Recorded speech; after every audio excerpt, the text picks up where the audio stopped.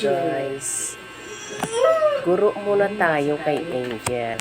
Ang sabi nga ika, tayo ang unang maging guro ng ating mga anak. Magulang ang unang magtuturo na paano sila magbasa, magsulat. Pero kay Angel, at di naman po siya makakapag-school sa normal school, ay mga basic lang ang kailangan ituro ng Mami Angel.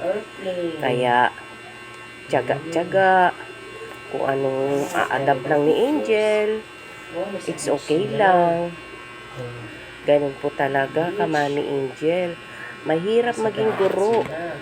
Kaya kung tayo ngay mga nanay na ilan lang ating anak na tuturuan, minsan ay hindi rin tayo nakakapagtiis. Kaya mahirap po talaga maging guro. Lalo-lalo na sa eskwelahan na napakaraming bata ang tuturuan ng isang teacher. Kaya hindi rin po natin maiwasan na ang teacher minsan ay mainit ang ulo. Ganun po talaga. Pero kailangan pag nagalit po tayo sa mga bata, in a good way.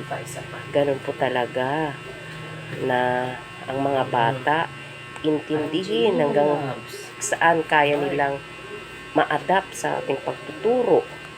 Kasi ganun po ang mga bata talaga. Kailangan minsan tayo ang mag-a-adjust.